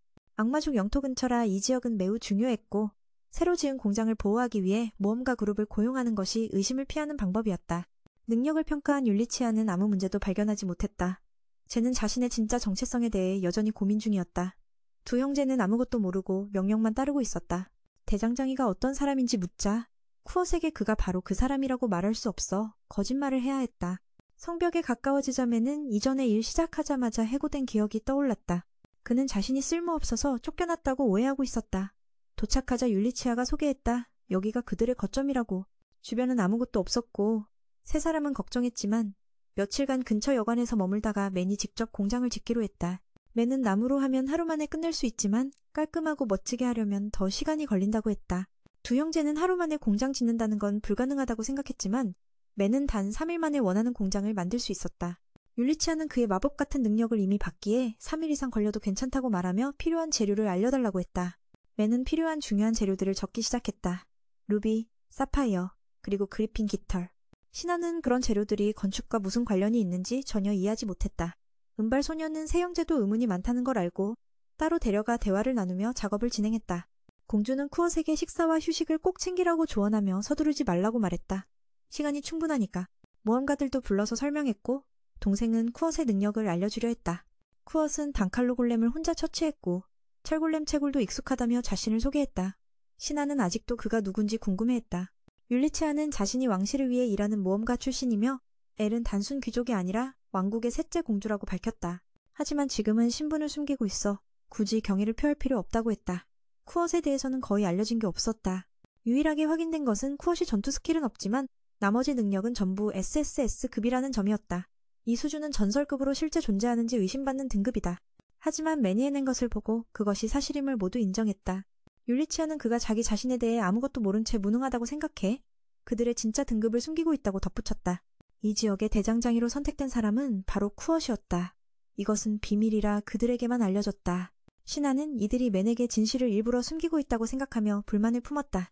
은발 소녀는 쿠엇 성격상 진실을 말해도 믿지 않을 거라고 한숨 쉬었다. 무엇보다 악한 자들이 맨의 특별한 능력을 이용하려 들까봐 두려워서였다. 하지만 신하는 바로 그 두 사람이 맨을 자기 이익에 이용하는 것 같다고 느꼈다. 형은 동생이 흥분하는 모습에 진정시키려 애썼다. 다노조는 이야기를 더 듣고 싶어 했고 엘이 맨이 저주를 풀어준 이야기를 꺼냈다. 지금 적대 세력들이 공주의 목숨을 노리고 있어. 외진 곳을 선택해 안전을 확보하며 배우를 찾으려는 것이다. 쿠엇은 아무것도 모른다. 특히 저주를 풀어주고 아무 대가도 요구하지 않은 그의 선량함에 모두 감탄했다. 율리치아는 그런 맨을 반드시 지키겠다고 맹세했다. 엘도 맨의 친구로서 세 사람에게 비밀을 지켜달라고 부탁했다. 다노조는 모험가라 왕실 명령에 따를 의무는 없지만 쿠엇을 친구로 생각해 최선을 다해 보호할 것이라고 말했다. 모두 동의하며 공주까지 돕겠다고 맹세해 그녀는 기뻤다. 신하는 막 만난 지 하루 된 사람이 어떻게 목숨을 걸고 도울 수 있냐며 걱정했다. 율리치아도 비슷한 감정을 느껴 일주일 만에 만난 사람이었다고 했다. 그 말에 동생은 생각해보겠다며 자리를 떴다. 밖으로 나가면서도 친구가 자신의 능력에 대해 진실을 알 필요가 있다고 생각했다. 작업장에 도착해선 기적처럼 거대한 기초를 완성한 것을 보고 충격받았다. 쿠엇은 다가와 완성됐는데 왜 놀라냐고 물었다. 자신이 직접 다 팠냐고 묻자 그는 웃으며 땅 파기 전문가라고 답했다. 모두 할 말을 잃었다. 사실 그런 직업은 없고 엄청 강력한 사람이었다. 친구는 그가 뛰어나다고 인정했지만 믿지 않았다. 자기 고향에선 매일 수십 채 집을 짓는 게 일상이라 자신은 마을에서 가장 약한 편이라며 재능이 없다고 했다. 그 말을 듣고 친구는 말문이 막혔다. 이어서 그에게 엄청난 임무를 떠맡았을 때 화나지 않았냐고 물었다. 쿠엇은 웃으며 강요받은 적 없고 오히려 즐거웠다고 답했다. 이전 팀에서는 무능하다고 불리며 쫓겨났기에 율리치아가 기회를 준 게 너무 좋았다고 했다. 자신이 누군가에게 도움이 될 수 있다는 걸 증명하는 게 행복했다. 이때 친구는 쿠엇이 너무 순수하고 보호받아야 할 존재임을 깨달았다. 모두 각자 선택이 있다는 걸 이해하며 웃으며 앞으로 친구가 되자고 했다. 다노조는 밖으로 나가 반다나를 만나 정보를 샀다. 그는 모험가 비버가 팀을 공격하는지 알고 싶었다. 반다나는 그가 악당에게 고용되어 모험가로 위장해 많은 팀을 해체시켰다고 알려줬다. 어디론가 향했다. 그 말을 들은 그녀는 할 말을 잃고 어떻게 설명해야 할지 몰랐다. 이어 그가 많은 임무를 맡아도 화내지 않느냐고 묻자 그는 웃으며 아무도 강요하지 않았고 오히려 즐거웠다고 답했다. 이전 팀에서는 늘 무능한 놈이라 불렸고 심지어 쫓겨나기도 했기에 율리시아가 이렇게 기회를 준 것이 너무 기쁘고 감사했다. 나는 누군가에게 도움이 될 수 있다는 것을 증명할 수 있어. 지금 이 순간 순수함 그 자체인 그 마음은 보호받아야 하고 모든 작은 일도 자신의 결정이 필요하다는 걸 깨달아. 웃으며 서로 친구가 되자고 약속해. 한편 다노조는 밖으로 나가 반다나를 만나 정보를 사러 간다. 그는 모험가 비버라는 자가 자신의 팀을 해치고 있는지 알고 싶어한다. 그 아이는 그가 이미 악당들에게서 임무를 받고 모험가로 숨어들어 많은 팀을 무너뜨렸다고 알려준다. 이번 목표는 바로 세 사람의 사쿠라 팀인 것 같다. 모든 정보는 종이에 적혀 다노조가 직접 해결할 수 있도록 준비되었다. 밤이 되자 다노조는 팀을 위험에 빠뜨린 그놈을 찾아간다. 그는 사쿠라 팀이 아직 살아 돌아온 것에 분노한다. 뜻밖에도 그자는 공주 엘에 대한 정보를 알고 돈을 벌 생각이라 한다. 다노조는 그의 대담한 사업 아이디어에 웃으며 칭찬한다. 잠시 기뻐하던 그는 그가 누구인지 깨닫고 두려움에 휩싸인다. 침착히 술을 너무 많이 마신 것 아니냐며 묻는다. 누가 자신의 악행을 다 털어놓겠는가? 비비는 급히 도망치려 하지만 반다나가 끌어당겨 다노조를 빌려 그를 처리하려 한다. 다노조는 오래전부터 이 녀석에게서 이상한 기운을 느꼈다. 칼날이 목에 닿았지만 그는 행동하지 않는다. 적어도 이자가 전에 팀에 있었기에 이번 한 번은 봐준다. 하지만 친구라 생각하는 이들에게 다가가거나 손대면 다음엔 반드시 죽는다고 협박한다. 반다나는 다노조가 이 방해꾼을 처리해줄 줄 알고 실망한다. 그녀가 처리하려는 순간 갑자기 검은 옷을 입은 두 사람이 나타나 그를 데려간다. 이들은 왕실마법사 3급 미미코의 정보부대임을 알아차린 그녀는 더 이상 개입하지 않는다. 편지를 받으며 누군가는 이제 C의 고향으로 출발해야겠다고 생각한다. 며칠 후 모두는 M이 만든 성처럼 거대한 공장에 놀란다. 켄스는 한 사람이 이런 일을 해낼 수 있다는 게 꿈만 같다고 생각한다. 모든 것이 무척 정교하게 완성되어 흠잡을 데가 없었어. 리는 이제부터 여기가 M과 함께할 보금자리라며 매우 기뻐했지. 그는 모두를 초대하며 각 구역을 소개했어. 특히 푸른빛으로 만든 물 생성장치가 눈길을 끌었어. 그것들은 연구기관처럼 작동해 앞으로 아무 걱정도 없게 해줬지. 빛도 수정 마법 결정으로 만들어 1년 내내 켤 수 있었어. 이 이야기를 들은 세 사람은 충격에 휩싸여 말문이 막혔어. 각자의 침실은 모두 넓고 편안했지. 리는 율리시아에게 대장장의 대사가 언제 올지 물었어. 그녀는 바쁘다며 모른 척했지. 침실 위치에 대해 묻자 자기는 그냥 부엌 구석에서 허드렛이라며 자면 된다고 생각했지만 5명에게 꾸중을 들었어. 그들은 그를 여기서 자게 강요했지. 2시간 동안 설득 끝에 그가 겨우 방어 결계를 만들 수 있냐고 물었는데 그건 어렵다는 답이 돌아왔어. 이에 율리시아는 미미코가 준 수많은 부적을 방주 위에 붙이는 방법을 택했어. 이후 리는 언니에게 장난을 치며 혹시 코트 생각하는지 물었지. 에이아는 얼굴을 붉히며 부럽지 않다며 동생이 순진한 척하지 말라 경고했어. 그럼에도 다음날 그들은 여전히 다정하게 함께 있었고 시가 집안일을 도맡아 하는 모습을 지켜봤어. 갑자기 그를 아내로 맞이하고 싶다는 생각이 들 정도로 정말 손재주가 뛰어났지. 그들은 한 번도 먹어보지 못한 맛있는 음식을 극찬했어. 시는 어디 갔냐고 묻자 벽에 낙서가 있어 지우러 간다고 했어. 율리시아가 놀라 달려가 확인했더니 모든 부적이 사라져 있었어. 미미코가 한 번 붙으면 뗄 수 없다고 했는데도 시는 그걸 마치 먼지처럼 지웠으니 정말 대단했지. 장면은 시의 옛 동료들이 지금 총대주교 치스탄에게 호출된 장면으로 바뀌었어. 마르피 씨는 활용아 팀의 폭력 사건에 연루되어 제명될 위기에 처했지. 팀장도 전국적으로 수배 중이야. 그녀는 자신은 잘못 없고 음식점이 문제라며 항변했어. 음식이 돼지에게도 못 줄 정도로 형편없어서 벌을 내렸다는 거였어. 하지만 그는 그런 변명을 받아들이지 않고 작은 실수라도 교회의 명성에 큰 타격을 줬다고 말했어. 그럼에도 그는 그녀의 능력을 인정해 임무를 수행하면 죄를 사해주고 신부로 승진시켜주겠다고 제안했지. 그리고 마르피 씨에게 술잔을 건네며 다 마시라고 요구했어. 그 광경을 본 노인은 음흉하게 웃으며 계획이 성공했다고 생각했어. 처음엔 그녀도 상황의 심각성을 몰랐지만 계속 이야기를 들으며 점점 깨닫기 시작했어. 마치 코트가 파티에 있을 때 자주 했던 말처럼 모든 것을 해내려고 한다. 치스타는 이후 그녀에게 명령을 내려 공주 애를 암살하는 데 협조하라고 강요한다. 이 소식에 그녀는 충격을 받았고 더욱 충격적인 것은 몸에 저주가 걸렸다는 것이다. 노인은 이제 그녀의 몸이 물 이외에는 아무것도 흡수할 수 없게 되었다고 말했다. 그래서 만약 임무를 빨리 완수하지 못하면 그 말을 듣고 마르피 씨는 신부 자리를 오르기 위해 어쩔 수 없이 따를 수밖에 없었다. 그리고 곧 그녀는 악마에게 바쳐질 희생제물로 끌려갔다. 그들은 공주 엘르를 노린 극도로 어두운 음모를 꾸미고 있었다. 한편 집으로 돌아오니 상황은 아직 평화로웠다. 코트가 공주의 저주를 풀어줬지만 아직 이상한 일이 일어나지 않았다. 혹은 적들이 그녀의 위치를 파악하지 못해 경계가 필요한 상태였다. 엘은 M이 만든 요리가 항상 맛있다고 칭찬했고 그 말에 그는 꽤 기뻐했다. 에올리시아는 에멘이 만든 음식 덕분에 저주가 풀린 게 아닐까 생각하며 그녀가 안전하다고 안도했다. 또한 미미코는 누군가를 보내 도시를 감시하게 했다. 적의 이상한 움직임이 감지되면 바로 우리 쪽에서 알아챌 수 있도록 준비했다. 코트가 만든 빵 한 조각을 맛본 에올리아도 그 특별한 맛에 감탄했다. 그는 오늘 쌀가루로 빵을 만들어봤다고 말했다. 엘은 지난번 주기 저주를 풀어준 것 같다며 즐거워했다. 또 코트는 그녀가 더 이상 해를 입지 않을 거라고 말했다. 에이시아는 어째서 에멘이 그렇게 말하는지 궁금해했다. 전에는 코트가 저주에 맞서는 결계를 치기 어렵다고 했는데 말이다. 코트는 순진하게도 그게 맞지만 이 저택 자체가 원래 저주를 막는 역할을 하고 있다고 답했다. 한편 악당들은 공주에게 저주를 걸 준비를 하고 있었다. 저주가 발동되자 오펠리아는 이상함을 감지했다. 민 역시 결계가 이미 설치되어 있어서 에올리아가 요청한 대로 또 다른 결계를 만들기 어렵다고 말했다. 하지만 그는 저주를 반대하는 대신 약간 변형해 뒤에 숨어있는 자가 빛나게 만들어 쉽게 찾아내도록 했다. 문제를 깨달은 그녀는 즉시 미미코 팀에 이 사실을 알리러 갔다. 에메는 친구가 이사온 이후로 저택을 한 번도 떠나지 않아 밖에 나가 놀려고 했다. 그 말을 들은 엘은 슬퍼 보였다. 자신도 여러 곳을 돌아보고 싶지만 위험이 두려웠다. 성벽 밖에서는 무슨 일인지 검은 뼈들이 사방을 뒤덮고 있었다. 전에 에멘을 채용한 아저씨가 장군님이 밝혀졌다. 아이치가 불길한 예감을 느껴 제네릭에게 만약의 사태에 대비해 군대를 준비하라고 했다. 이 도시는 중요해서 그가 감시자가 되었고 적들이 노동자로 위장해 파괴 행위를 할까봐 경계하고 있었다. 한편 소녀들은 공주에게 저주를 건 자를 찾아냈고 그를 입막음하려 죽였지만 온몸이 계속 빛나고 있었다. 오펠리아는 코트가 만든 결계가 저주를 반대함과 동시에 뒤에 있는 자를 찾아내는 데 도움을 준 것에 크게 놀랐다. 에울리시아는 코트가 문제에 휘말리지 않길 바랐다. 그래서 두 사람이 코트를 곤란한 일에 끌어들이지 않길 바랐다. 미미는 나머지 일은 자신이 직접 조사하겠다고 동의했다. 그리고 경고했다. 너는 엘이 공장 밖으로 나가지 못하게 해야 해. 그래야 위험도 없으니까. 말을 마치자마자 세 사람은 밖에서 울리는 경보음을 들었다. 도시가 수천 마리 괴물의 공격을 받고 있는 듯했다. 불을 밝히자 점점 다가오는 해골 군대가 보였다. 감시팀은 이미 이 사실을 왕실 마법사에게 보고했다. 수천 개의 해골이 도시를 향해 오고 있고 목표는 공주일 가능성이 크다. 그래서 무언가 막아야 했다. AS가 군인들을 보내 시민들을 대피시키고 있었다. 그는 남고 싸우겠다고 했다. 왜냐면 해골 무리가 바로 이곳으로 올 테니까.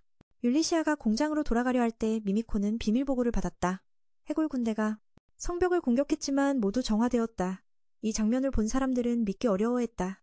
서쪽 성벽을 떠올리며 율리시아는 자신이 예전에 이곳에서 일한 적이 있음을 기억했다. 시멘트에 마법을 걸어 성벽이 정화 능력을 갖게 한 것이다. 장군 아우리스도 이 사실을 알아차렸다. 이 소년이 이 지역 전체를 수리한 장본인임을. 마르피씨는 심한 고통을 겪고 있었다. 지금 그녀는 악마에게 이용당해 해골 군대를 소환하고 있었다. 그는 그녀가 지금 죽지 않길 원했다. 왜냐하면 그녀의 마력이 더 많은 괴물을 소환하는 데 필요했기 때문이다. 마르피스는 이제야 자신이 처음부터 교회에 이용당했다는 걸 깨달았다. 치스타는 인간의 탈을 쓴 악마가 상급 악마와 결탁해 공주를 해치고 있다는 사실에 충격받았다. 괴물을 생산하는 장소는 라피타 유적지로 과거에도 악마를 소환하는 데 쓰여 매우 적합했다. 그녀의 마력은 뚱뚱한 놈이 말한 것만큼 많지 않지만 영혼까지 재료로 쓰면 부족분을 충분히 보충할 수 있다. 다음 날 아침 율리시아는 엠에게 외부 상황을 알렸다. 사방이 괴물로 둘러싸여 있어서 지원군을 부를 수 없었다. 그들이 고용한 모험가 그룹도 아직 돌아오지 않아 엘은 걱정했다. 조사에 따르면 괴물 발생지는 라피타 유적지였다. 그래서 기병대는 급히 계획을 세우고 있었지만 적의 수가 너무 많아 움직일 수 없었다. 율리시아는 또 성벽이 정화했다는 사실을 언급했다. 그녀는 이런 일이 자기 마을에선 흔한 일이라고 했다. 율리시아는 익숙해져 더 이상 놀라지 않았다. 그녀는 괴물을 없앨 아이디어도 떠올려 밖으로 나가겠다고 했다. 두 사람에게는 집에만 있으라 당부했다. 그녀는 유적지를 청소하러 간다며 씨가 따라가고 싶어 했다. 그래서 엠이 그녀에게 속삭이며 벽에 낙서한 귀신 이야기를 꾸며내 엘 곁에 있어달라고 부탁했다. 그 말에 씨는 기쁜 마음으로 두 사람이 항상 함께 할 거라며 공주를 행복하게 했다. 마치 청혼받은 기분이었다. 율리시아는 창고에서 이전에 만든 정수석 더미를 꺼내 괴물을 제거하려 했다. 그녀는 장군 아우리스와도 친해져 인사하고 3급 왕실 마법사 미미코와 대장장이 오펠리아를 소개했다. 그 아저씨는 상황을 이해하고 공주가 여기 있다는 걸 알고 걱정하며 군대를 보내 보호하려 했지만 미미코의 정찰부대가 이미 있어서 막혔다. 본론에 들어가 그들은 아저씨 군대를 미끼로 쓰고 그 사이에 서쪽 유적지로 가 괴물 발생 근원을 끊으려 했다. 안심시키려 오펠리아는 비밀 무기를 꺼냈다. 하지만 아리스는 그저 마법 정수석일 뿐이라며 의심했다. 미미코는 효과를 보장했고 아저씨도 도와주겠다는 조건으로 동의했다. 부장군은 위험하다며 반대했지만 아저씨는 이미 결정했다. 그와 율리시아는 직접 공격하고 두 사람은 지원할 것이다. 그들은 도시를 지키며 아우리스의 성공을 기원했다. 부장군은 이 일에 불만이 많았지만 여전히 술잔을 들었다. 이건 작별주가 아니라 살아 돌아가겠다는 결의의 술이었다. 그때가 되면 그들은 장군이 가장 좋아하는 술을 함께 마실 것이다. 집으로 돌아온 매는 매우 슬펐다. 고향 노인의 가르침을 떠올렸다. 마음을 다해 검을 단련하면 자신을 되돌아볼 수 있다고. 그는 단조의 검이 매우 예리한 걸 보고 더 작은 버전을 만들어 쓰고 싶어 했다. 머릿속에 지난 일들이 맴돌며 자신이 아직 아무것도 못하고 무능하다고 자책했다. 다른 한편 율리아는 준비를 마치고 모두에게 눈을 감으라 지시한 뒤 정수석을 괴물에게 던졌다. 순간 정화의 빛이 사방에 퍼져 성벽 앞과 주변의 괴물들을 모두 증발시켰다. 장군은 충격을 받아 싸울 필요가 없어졌다. 미미코와 오펠리아도 이런 효과를 예상하지 못했다. 유인 부대도 행동을 시작해 두 사람에게 유적지로 갈 기회를 만들었다. 한편 그 소녀는 새 칼을 갈아 맞췄다. 그는 이걸 실패작이라 여겼다. 리스는 기쁘게 들어와 저녁 준비하자고 불렀다. 새로 만든 단검이 너무 예뻐서 그녀도 보고 싶어 했다. 소녀는 생각에 잠겨 마법력을 실수로 칼에 주입했다고 말했다. 칼날을 머리 위로 올리면 마법이 발동된다고 했다. 그녀가 좋아하는 걸 보니 선물로 주기로 했다. 그녀가 웃는데도 마음은 슬펐다. 그는 모른 척하려 했었지만 결국 그녀가 누군가에게 위협받고 있음을 물었다. 그녀는 이미 들킨 걸 인정했다. 맨은 그녀가 두려워하는 걸 알고 무언가 하고 싶어 했다. 엘은 항상 그들에게 의지에 속상해했다. 그때 율리시아는 위험을 감수하고 서쪽 유적지로 향했다. 자신이 그곳에 작은 위협이 있음을 알고 있었기 때문이었다. 그런데 그 소녀는 예전에 화룡리와 팀과 함께 그곳에 간 적이 있음을 떠올렸다. 그들은 그곳을 율리시아가 말한 낙서한 귀신이 사는 이상한 곳으로 여겼다. 그는 싸울 능력이 없어서 쓰러졌다. 코이스는 보호해야 할 중요한 인물이었다. 그녀가 행복할 때 그는 그녀와 모두가 똑같이 소중하다고 말했다. 잠시 생각하다가 시티는 그녀를 유적지로 데려가 낙서 귀신을 벌주기로 했다. 모든 준비를 마친 후 엘은 씨가 만든 검에 숨은 마법이 궁금해 꺼내 써봤다. 그의 말에 따르면 머리 위로 검을 올리면 자동으로 발동된다고 했다. 한편 율리시아와 장군 아우리스는 괴물 무리를 뚫고 유적지로 가려 했지만 적의 수가 너무 많았다. 다행히 대부분은 제네릭의 미끼 부대에 끌려갔다. 하지만 정수석 수량이 한정돼 오래 버틸 수 없었다. 화룡리는 이미 그곳에 다녀온 적이 있으며 율리시아가 장난스럽게 말한 낙서 괴물이 있을 이상적인 장소라고 생각했다. 그러나 그는 전투 능력이 없어 쓰러지고 말았다. 코이스는 반드시 지켜야 할 중요한 인물이다. 그 아이가 기뻐하자 그는 그녀와 다른 이들도 모두 중요하다고 말했다. 잠시 생각한 후 시티는 갑자기 친구를 유적지로 데려가 낙서 괴물을 벌주자고 결심한다. 모든 준비를 마친 후 르는 씨가 만든 검 안에 마법이 무엇인지 궁금해져 꺼내 사용해본다. 그가 말하길 검을 머리 위로 들면 마법이 자동으로 발동된다고 했다. 한편 유리시아와 장군아우르는 몬스터를 뚫고 유적지로 가려 하지만 적들의 수가 너무 많다. 다행히도 대부분은 제네릭의 미끼 부대에 끌려갔지만 마석의 수가 제한되어 오래 버틸 수 없다. 그녀는 몬스터 발생 원천을 빨리 찾아야 한다는 걸 알고 있다. 그렇지 않으면 상황은 통제불능이 될 것이다.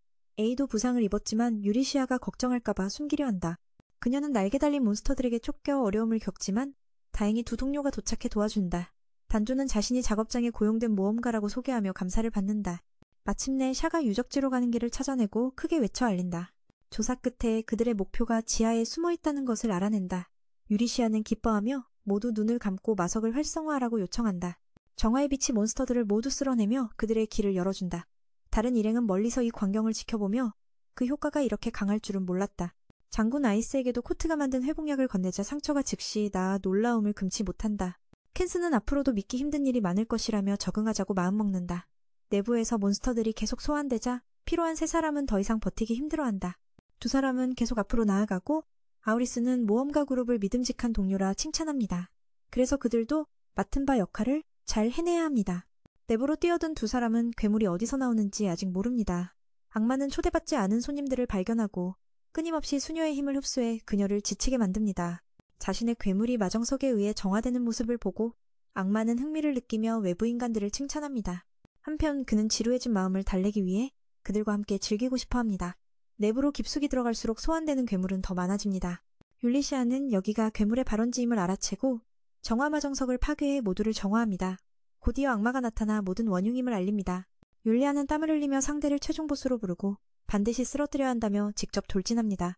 그러나 악마는 저항하지 않고 그녀 앞에 있던 마정석을 무참히 부숩니다. 불행히도 이 마정석은 일반 괴물에게만 효과가 있고 수많은 생명을 가진 그에게는 아무런 상처도 줄 수 없습니다. 장군도 싸움에 가담해 상대를 공격하지만 상대는 즉시 재생됩니다. 악마는 상대가 너무 약하다며 비웃습니다. 마르피시의 생명력으로 제공된 마법진이 악마의 힘을 키워주었습니다. 몸은 한계에 다다랐고 더는 버틸 수 없음을 깨달은 율리아는 죄를 씻으려 마법진을 반드시 파괴해야 한다고 결심합니다. 악마는 그들의 여정을 관찰해 칭찬하지만 지금의 힘으로는 자신을 이길 수 없다고 말합니다. 게다가 부장대가 위험에 빠진 모습을 보여주며 도발합니다. 모두가 도시와 공주를 목숨 걸고 지키고 있는 상황입니다. 아우리스 장군은 정신을 가다듬고 자신들이 기사단임을 강조하며 결코 죽음이 두려워 악마 앞에 굴복하지 않을 것이라고 다짐합니다. 그의 큰 목소리의 상대는 수많은 괴물을 소환해 전투를 더욱 치열하게 만듭니다. 그는 이곳에 있는 모두를 분쇄하겠다고 선언합니다. 위협에 흔들리지 않고 두 사람은 협력해 악마의 심장과 머리를 찌르려 합니다. 하지만 악마는 아무렇지 않은 듯 태어납니다. 그들이 열심히 싸우는 모습을 보고 악마는 한 가지 제안을 합니다. 공주를 도시 밖으로 데려갈 수 있다면 리스가 잡아먹히는 모습을 보여준 뒤 마무리 짓겠다는 것입니다. 율리아는 걱정에 휩싸입니다. 아무리 머리를 베거나 심장을 찔러도 이 양반은 죽지 않습니다. 강력한 마정석조차도 그를 완전히 없애지 못했습니다. 만약 성벽이 무너지면 그 결과는 상상할 수 없을 것입니다. 맨과 공주는 분명 위험에 처할 것이다. 그 생각을 잊기라도 한 듯 저자는 기쁘게 웃으며 절망하고 포기하라고 조롱한다. 결국 공주도 죽임을 당할 거라며 냉혹한 운명을 암시한다. 말피쉬안에서 애써 마법진을 지우려 하지만 로이가 그녀의 힘을 완전히 빼앗아 움직이지 못하게 한다. 그 순간 머릿속에선 갑자기 먹을 것이 떠오르고 조금 전 청년의 목소리가 들렸다. 처음엔 환상인 줄 알았지만 다음 순간 매는 땅속에서 기어나왔다. 사방이 적으로 가득하지만 이렇게 지하를 파고 다니니 두렵지 않다. 로이는 9번째 길이라 한 시의 아이디어를 극찬한다. 말피쉬와 제외하니 그녀도 왜 맨이 여기 있는지 의아해한다. 공주 셋째를 본 그녀는 맨이 자신을 고발하려 온 걸 알아챘다. 왜냐면 자신이 괴물로 공주를 암살하려 한 주범이기 때문이다. 시의 성격상 멈추게 설득할 거라 생각했다. 리스가 맨에게 그 여자가 누구냐 묻자 맨은 자신이 은혜를 입은 파티의 수녀라 답한다. 그녀에게 리스를 노리는 이유를 물으니 말피쉬는 더 이상 숨길 필요 없다며 모든 계획은 주교 치스탄이 꾸민 일이라고 폭로한다. 멍청한 그자는 그녀가 장난치다. 벌받는 줄 알았다. 말피쉬는 이해할 수 없다는 표정이다. 한편 엘은 자신을 노리는 암살 배우를 알게 되어 걱정에 휩싸인다. 코트는 엘의 방에서 낙서한 여자를 꾸짖으며 여기서도 거대한 원을 그려놨다고 한탄한다. 공주는 맨의 말을 듣고 할 말을 잃지만 오히려 오해가 있어 다행이라 생각한다. 율리시아에 대해 묻자 수녀는 그들이 위층에 있다고 알려준다. 코트는 허락받아 찾아가려 하지만 공주는 그를 속여 여기나마 낙서를 지우게 한다. 자신이 율리시아를 찾아갈 테니 혼자 가는 게 위험하다며 걱정하지만 그녀는 무기를 들고 있어 두렵지 않다고 웃어넘긴다. 그리고 각자 맡은 일을 위해 헤어진다. 말피쉬는 동생이 왜 위험에 처한 공주를 혼자 보내는지 이해하지 못한다. 코트는 빗자루로 바닥에 그려진 그림을 지우기 시작한다. 말피쉬는 마법진을 빗자루로 지울 수 있느냐며 어리둥절하지만 곧 코트가 진짜로 고이 마법진을 지울 수 있다는 사실에 놀라움을 금치 못한다. 위에서는 마법력이 끊긴 것을 느낀 적이 분노한다. 이번엔 두 사람이 공격하는 것을 피해야 했다. 율리시아는 그에게 상처가 나오면 안 되느냐며 조롱한다. 그가 마법석으로 지우려 하지만 상대가 돌을 날려버리고 그들을 끝장내려 한다. 그때 레이가 나타나 천년 묵은 악마의 공격 기회를 잡는다. 언니는 충격으로 움직이지 못한다. 레이가 공격당한 줄 알았지만 전혀 피해가 없었다. 상대는 계약을 완성했다며 환희에 찬 웃음을 짓는다. 코이스는 바보 같아서 가만히 있었으면 더 오래 살았을 텐데라 자책한다. 그 말이 끝나자 공주가 냉수를 끼얹어 그를 정신 차리게 한다. 몸이 나비로 변해 적과 아군 모두를 속였다.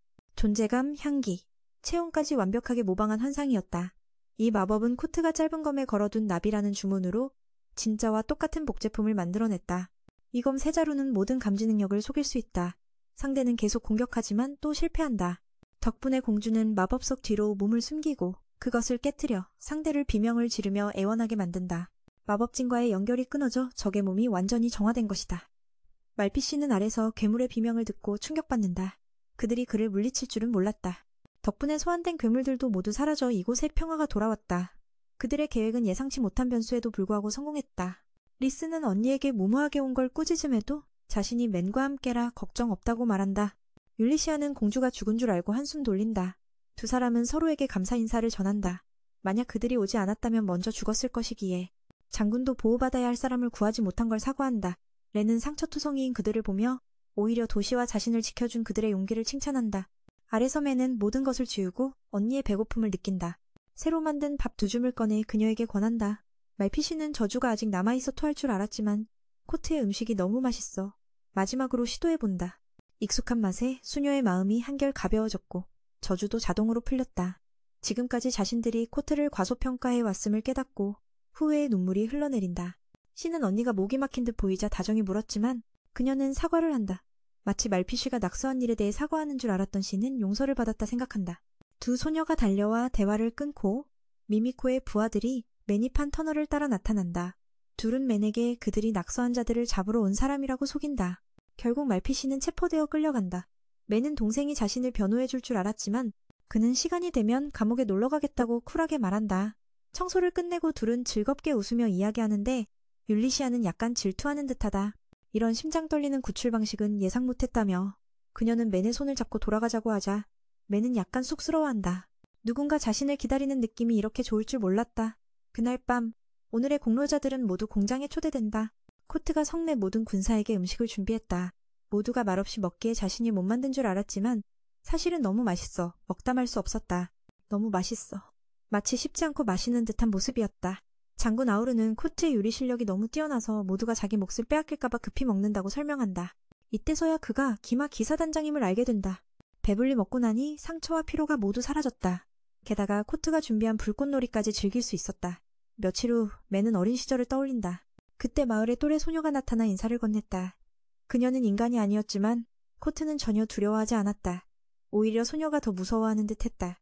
맨은 계속 질문하며 그녀의 뿔을 예쁘다고 칭찬했다. 하지만 상대는 전혀 반응하지 않아 맨은 슬퍼졌다. 울음이 터질 것 같을 때 그녀가 아버지에게 마을 사람과 말하지 말라는 지시를 받았다고 말했다. 이곳 마을 사람들은 모두 이상한 존재들이라며 경계를 늦추지 말라는 엄명이었다. 맨은 그 말을 듣고 서운함과 호기심이 교차하는 마음을 감추지 못했다. 그 순간부터 이 마을과 그 비밀에 대해 새로운 궁금증이 피어오르기 시작했다. 그만둬. 너무 많이 접촉하면 영향받을 수 있어.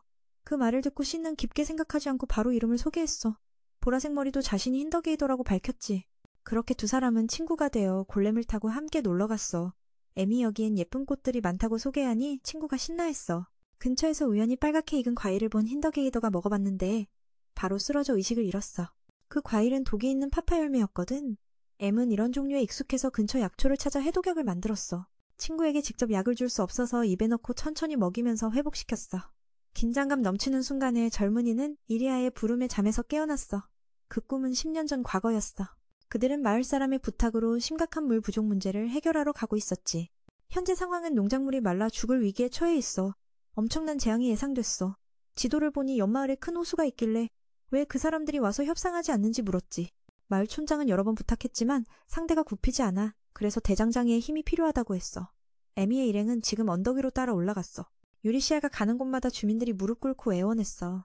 옆 마을은 호수의 물도 거의 다 말라가서 가뭄 위험이 커졌다고 알려줬어. 이런 상황에선 비를 기원하는 수밖에 없을 거야. 갑자기 몇 사람이 뛰어와 급히 물 소식을 알렸지. 아이시아가 말을 달려 확인해보니 거대한 호수가 있는데도 물이 없다고 했어. 알고 보니 이 호수는 최근에 생긴 거였던 거야. 아래쪽에서 씨가 달려오는 걸 보며 그녀는 이 작품이 그가 만든 것임을 깨달았어. 그는 지하수를 끌어올린 거라고 말했어. 촌장은 그걸 보고 크게 기뻐하며 유리시아에게 진심으로 감사를 표했지. 문제를 해결한 후 그들은 많은 과일을 선물로 받았어. 그 중에는 특별한 달걀 바구니도 있었어. 씨는 그걸 디저트 만들 때 쓰려고 했지만 네가 아직 돌아오지 않아 기다려야 했어. 지금 공주는 이 땅의 영주를 만나러 가고 있었어. 그는 악명 높은 인물이었지만 공주를 직접 만난 걸 영광으로 여겼어. 리스는 자신은 대장장이의 대표로 왔을 뿐 공주 신분을 내세우지 않았어. 이 노인은 공작과 맞먹는 재산을 갖고 있었고 왕실과 제국 모두와 연줄이 있었어. 아마 대장장이를 자기 편으로 끌어들이려는 속셈이었지.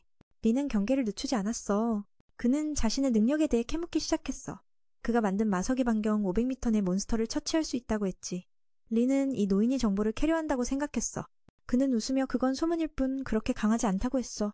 하지만 노인은 이 마을에 아직 이름이 없다고 알려줬어. 관례상 통치자가 이름을 정하니 대장장이를 통치자로 추천하고 싶다 했지. 공주는 준비되지 않아 난처한 상황에 빠졌어. 임명되면 씨가 모습을 드러내야 하고 M에 관한 비밀도 숨길 수 없게 되니까. 리는 거절하려 했지만 이미 상황이 정해진 듯했어. 노인은 그녀를 조롱하며 어을 장군에게 물었더니 장군과 기사단이 대장장이를 매우 환영한다는 답을 들었대. 리스는 미리 상의했는데도 이렇게 속아서 말문이 막혔어. 악명 높은 노인은 계속 M을 깎아내리며 통치자 자격이 없다고 했고 공주가 반대하는 걸 못마땅해 했어. 리는 참지 못하고 그 남자보다 뛰어난 사람은 없다고 단언했어. 그 기회를 놓치지 않고 노인은 씨를 바로 통치자로 임명했어. 돌아와서 리는 언니에게 사과해야 했어. 뮬리스의 비밀이 더 이상 숨겨지지 않게 되자 그는 대장장이 대가를 대신할 누군가를 찾을 생각을 한다. 그러나 공주 타오아이는 내 사랑을 대신할 자는 세상 어디에도 없어요 라며 그가 세상에서 가장 뛰어난 사람임을 강조한다. 그리고 그가 어디 있느냐고 묻자 아기 돌보느라 바쁘다고 한다. 리는 충격을 받았지만 맨의 아이를 받아들이는 게 더 웃긴 일이라며 상황을 즐긴다. 언니는 장난삼아 그들이 데려온 수조알 중 하나를 맨이 돌보고 있다고 말한다. 그의 성격으로 볼 때 알에서 황금알을 낳는 무언가가 태어날지도 모른다고 농담을 던진다. 한편 미미코는 공주와 관련된 문제들을 처리하느라 매우 바쁘다. 매일 엄청난 골칫거리 소식이 계속 들어온다. 게다가 암살 배우에 주교 크리스탄이 있다는 사실을 알게 된 이후 우리 쪽 사람들이 그를 체포하려 했지만 그는 이미 교회 안에서 죽은 상태였다. 이는 배우의 다른 누군가가 있음을 암시한다. 그는 단순히 교회가 희생물로 삼은 존재였던 셈이다. 맨의 옛 동료 마르피 씨는 여전히 살아있다. 그들은 그녀를 죽일 수 없었는데 어쩌면 맨이 그녀를 방문할 의도가 있었기 때문인지도 모른다. 게다가 맨은 곧 주지사 후보로 추천받을 예정이다. 이 소식에 미미코는 머리가 아플 지경이다. 그런데 갑자기 맨이 품고 있던 알에서 여자아이가 태어났다는 소식이 들려온다. 정말 황당할 정도다. 맨은 자신의 아이를 두 사람 앞에 자랑했지만 그들은 무슨 말인지 전혀 이해하지 못했다. 곧 모두가 긴급회의를 열게 되었는데 수조 아래서 태어난 아이가 맨과 똑같은 얼굴을 하고 있었기 때문이다. 겉모습은 3살짜리 아이와 다를 바 없어서 도대체 어떻게 된 일인지 알 수 없었다. 쿠트는 이 아이는 태어나자마자 이렇게 크다니 인간 아이가 알에서 태어날 리 없으니 분명 괴물이다라며 단정한다. 그도 이 아이가 평범하지 않다는 걸 인지하고 있었기에 율리시아는 아이를 자신에게 맡겨달라고 제안한다. 왜냐하면 이 아이가 위험한 괴물일 수도 있기 때문이다. 우선 맨을 흉내내어 모두의 경계를 풀게 하는 것부터 시작한다. 맨은 자신의 딸이 사람들을 죽일 수 있는 위험한 존재라는 말을 받아들일 수 없다. 언니는 맨의 의견을 무시하고 아이를 데려가려 하지만 맨이 막는다. 그는 아이가 나쁜 괴물이 아니라고 믿는다. 자신이 책임지고 키울 테니 걱정하지 말라고 단호하게 말한다. 율리시아는 이 말에 잠시 흔들리지만 아이가 공주와 맨에게 위험을 가져올 수 있다는 점에서 결심을 굳힌다. 갑자기 아이가 율리시아를 엄마라고 부르고 쿠트를 아빠라고 부르자 그녀의 마음은 그 귀여움에 저항할 수 없게 된다. 결혼식 장면을 상상하며 흐뭇해한다. 하지만 내가 이 아이는 당신들의 아이가 아니다라며 현실을 일깨운다. 이후 아이는 율리시아 품에 안기며 엄마라고 부르고 공주는 매우 기뻐한다. 신하는 언니라고 불리며 집안 모두가 아이를 사랑하게 된다. 쿠트는 율리시아에게 우리도 책임지고 돌볼 거야 라며 설득한다. 신하는 그들의 손길로 아이가 나쁜 존재가 되지 않을 거라 믿는다. 맨은 주변의 지지를 받으며 기뻐하지만 한편으로는 아이를 없애려는 악역이 되어버린 기분에 씁쓸하다. 결국 그는 어쩔 수 없이 수긍한다. 모두가 아이 이름을 지어달라고 요구하는데 맨이 아버지인 만큼 자신의 이름에서 영감을 받으려 한다. 리스는 쿠룰이라는 이름을 제안하지만 쿠트는 자신의 이름과 합친 것이라며 반대한다. 율리시아는 엄마라는 호칭을 받았으니 자신의 이름을 합친 유쿠리가 더 좋다고 주장한다. 공주는 거절하고 결국 다툼이 벌어져 아이가 깨어난다. 두 사람은 아이가 너무 귀여워 서로 양보하며 이름 짓기를 그만둔다. 딸은 이상한 힘으로 사람들의 마음을 누그러뜨리고 모두를 더욱 가깝게 만든다. 맨은 아이가 세 사람을 연결하는 존재라며 아쿠르라는 이름을 제안한다. 모두가 동의해 아이는 이름을 갖게 되어 기뻐한다. 그날 밤 율리시아는 아쿠르를 돌보는 책임을 맡고 미미코에게 아이의 침과 머리카락을 보내 검사를 의뢰한다. 자신은 받아들였지만 아이가 왜 태어났는지는 반드시 알아야 한다는 생각이다. 다음날 맨은 딸을 위해 놀이터 같은 방을 만들어준다. 겉보기엔 평범하지만 사실은 아쿠르를 가둬놓는 감금실이다. 창문도 없고 안에서 스스로 열 수도 없다. 율리시아는 이런 방을 만든 맨에게 죄책감을 느끼지만 미미코의 검사 결과를 받을 때까지는 어쩔 수 없다고 생각한다. 당분간 아쿠르는 리와 만나지 못하게 하여 위험을 막는다. 아버지가 떠나려 하자 아쿠르는 함께 가겠다고 조른다. 맨은 머리를 쓰다듬으며 나중에 돌아오면 놀아주겠다고 거절하고 딸에게 언니 말을 잘 듣라고 당부한다. 딸은 동의한다. 임무 수행 중 율리시아는 맨을 격려하며 일을 빨리 끝내고 딸과 놀라고 한다. 맨이 동의하자 차 안에서 아기 울음소리가 들려 문을 열어보니 아쿠르가 신기하게도 이미 그곳에 있었다. 아쿠르는 달려와 안기며 왜 여기 있냐고 묻자 딸은 웃으며 휙 날아왔어요 라고 답한다. 쿠트는 방에 틈이 있어 아이가 빠져나온 것 같다고 추측한다. 이런 상황이 계속되면 집사람들이 걱정할 테니 맨은 돌아가자고 제안한다. 마침 미미코의 부하가 와서 율리시아에게 아이를 데려가 달라 부탁한다. 쿠트는 아쿠르가 괴물이라는 걱정을 여전히 하고 자신은 고집스럽게 키우려 한다. 언니는 모두를 걱정한다. 그 부하는 돌아와서 미미코가 아이가 안전하다고 판정했다고 알린다.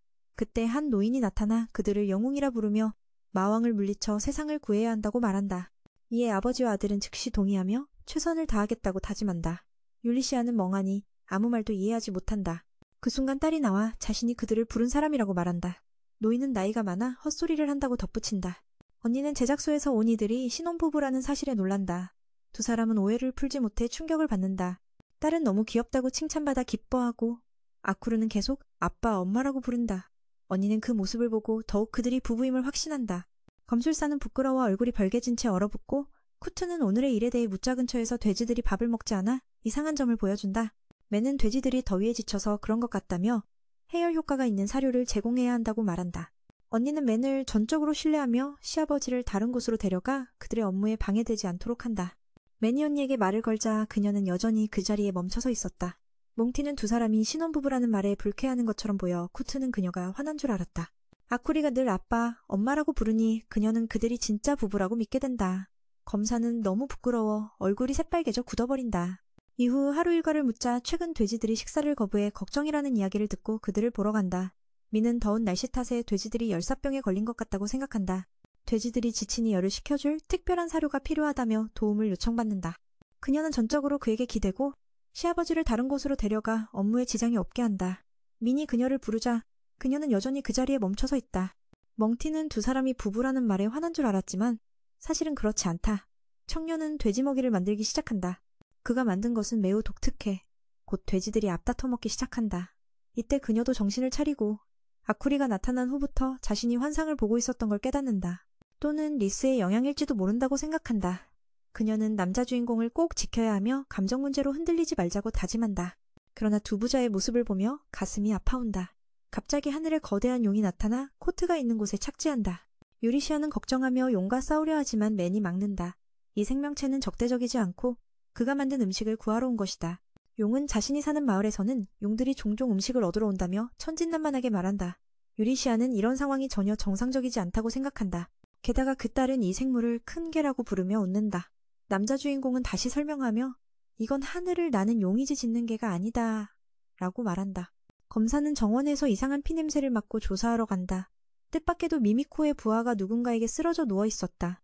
저기 바로 뒤에 있다. 싸움 소리를 듣고 아버지와 아들이 달려와 상황을 확인했다. 그들은 즉시 떠나라는 경고를 받았다. 적은 매우 강했고 아이를 넘기라고 요구했다. 미는 이 적을 용 사냥꾼이라 불렀지만 유리시아가 느낀 것은 그보다 훨씬 무서운 기운이었다. 아까 음식을 구걸하던 새끼용은 민이 위험할 수 있음을 직감하고 두 부녀를 다른 곳으로 데려갔다. 언니도 안심했다. 남자 주인공이 용을 이렇게 빨리 길들일 줄은 몰랐다. 용은 본래 인간과 친하지 않은 존재였으니 이 정도면 SSS급 평가를 받을 만했다. 전투는 계속됐지만 유리시아는 완전히 밀렸다. 악마 여성이 다가와 베었지만 그녀는 반격에 성공했다. 검술사는 적의 진짜 목표가 새끼용인지 아쿠리인지 물었다. 적은 이미 결과를 알고 있다며 도움도 안 될 거라고 했다. 유리시아는 시간을 벌려 했지만 실패했고 결국 배를 움켜쥐고 쓰러졌다. 하지만 적이 다가오자 작은 용이 마정석을 이용해 반격했다. 칼이 다차 큰 폭발이 일어났지만 적은 전혀 다치지 않았다. 그 순간 악마 여성은 본색을 드러내며 뿔이 돋아났다. 유리시아는 마법과 신체 능력에서 완전히 밀려 걱정했다. 수년간 이런 인간 앞에 나타난 악마는 없었다. 적은 심각한 부상을 입었지만 유리시아가 고이 악마를 이긴 적 있다는 사실을 칭찬했다. 검술사는 이에 놀랐다. 적이 그 사건을 알고 있다는 건 그들이 도시가 괴물에게 공격받기 전부터 감시당했다는 의미였다. 그렇다면 유괴하려는 아이는 아쿠리나 새끼용이 아니라 바로 유리시아일 가능성이 크다. 무기가 없는 지금 맨이 도시로 돌아가 소식을 전해주길 바랐다. 그러나 맨은 용을 타고 돌아와 그녀를 구하러 왔다. 이 모습을 보고 언니는 두 번째 충격을 받았다. 도망가지 않고 다시 온 이유를 알 수 없었다. 그는 전투에 능하지 못해 용의 도움을 받아도 별 효과가 없었다. 한 적을 쓰러뜨리려다 나무에 머리를 박아버려 보는 이들을 아연실색하게 만들었다. 말을 더 하기도 전에 분노한 멧돼지 떼가 몰려왔다. 맨이 준 음식을 먹은 이들은 신체 능력이 강화되어 말처럼 빠르게 달릴 수 있었다. 덕분에 두 사람은 멧돼지들에게 이끌려 다른 곳으로 이동했다. 유리시아가 딸에 대해 묻자 안전한 곳에 있다고 들었다. 언니는 미네 마을 사람들이 용과 멧돼지를 타고 강자들과 싸우는지 궁금해했다. 그는 당연히 아니라고 답했다. 이번이 처음이었다고 한다. 그럼에도 남자로서 소중한 여성을 지키고 싶다고 했다. 이 말을 들은 엘리시아는 기뻐했지만 여기서 말하는 소중한 사람이 누구인지도 알고 있었다. 그건 단순한 친구 사이였지 사랑 이야기는 아니었어. 르가 시에게 보여준 다정한 행동을 떠올릴 때마다 그녀의 가슴은 찢어질 듯 아팠고 결국 자신도 그에게 사랑을 느끼고 있음을 인정할 수밖에 없었어. 그 순간 불꽃 마법이 나라와 돼지 무리를 태워버렸지. 상대는 계속 공격해왔고 율리아는 엠에게서 칼을 빌려 싸우기 시작했어. 그녀는 엠에게 걱정 마, 내가 죽을 리 없어. 그러니 여기서 떠나라고 말했어. 불덩이가 그녀 앞에 날아왔을 때 아쿠리가 순간이동으로 돌아왔지. 율리스는 불꽃을 둘로 쪼개려 했지만 실패했어. 여귀신은 이 광경을 보고 얼굴빛이 변하며 갑자기 멈췄어. 아쿠리 때문에 영향을 받은 것 같아 그녀는 즉시 자리를 떠났지. 쿠오크는 누나에게 회복약을 먹여 상처를 심각하지 않게 만들었어. 정신이 든 그녀는 딸이 갑자기 나타난 이유를 물었지. 매운 모른다며 딸이 갑자기 나타났다고 했어. 마치 순간이동 돌을 쓴 것처럼 말이야. 율리시아는 더 알아보기 위해 딸에게 다시 한번 해보라고 했지만 이번엔 아쿠리가 능력을 쓰지 못했고 매은 그때 본 사람에게 신경이 쓰였어. 게다가 불덩이에 맞아 쓰러진 불쌍한 돼지들도 여기저기 널려 있었지. 집주인이 이걸 보면 충격으로 쓰러질 것 같아 결국 그들도 회복시켜야 했어. 잠시 후 누나가 돌아와 돼지들이 다시 맛있게 먹는 모습을 보고 안심했지. 울리시아의 남편이 어디 있냐고 묻자 딸은 그가 어딘가에 갔다고 했어. 쿠오는 드래곤 아이를 데려가 여귀신을 찾게 했고 두 모녀는 도시로 돌아가야 했어. 아쿠리가 불덩이를 만들 수 있냐고 묻자 그는 포기한 듯 했고 상대가 더 이상 공격하지 않을 거라고 확신했어. 아쿠리를 둘러싼 많은 미스터리가 밝혀져야 했지. 다행히 모두 무사히 돌아왔어. 그때 민도 부상당한 여귀신을 데리고 돌아왔어. 율리시아는 이 광경에 멍해졌지. 알고 보니 민은 거의 죽어가는 그녀를 발견한 후 앉아서 약을 조제했어. 그녀는 애미적을 동정하는 게 어리석다고 생각했어. 하지만 그는 생각하기를 만약 그녀가 멈추지 않았다면 율리시아와 아쿠리는 이미 죽었을 거라고, 그러니 이건 일종의 은혜 갚음이라고 믿었어. 그녀도 죽고 싶지 않았기에 순순히 약을 먹었지. 상처는 회복되었지만 그녀는 혼수 상태에 빠졌어. 신은 그녀가 3일간 잠들도록 약을 더 넣었지. 그는 그녀가 자신과 연결된 용을 공격할 권리가 없다고 생각했어. 그녀가 이해했는지는 모르겠지만 모든 사람이 그 친구처럼 생각하는 건 아니니까 힌더게이더라는 이름을 말하자 여귀신은 공포에 질려 쓰러졌어. 집으로 돌아오자 모두 저기 다른 곳으로 옮겨져 조사를 받는다고 안심했어. 아쿠리는 모두에게 사과하라는 당부를 받았고 모두가 달려와 그녀를 끌어안았지. 시나와 엘도 걱정하며 그들의 새 대장장이를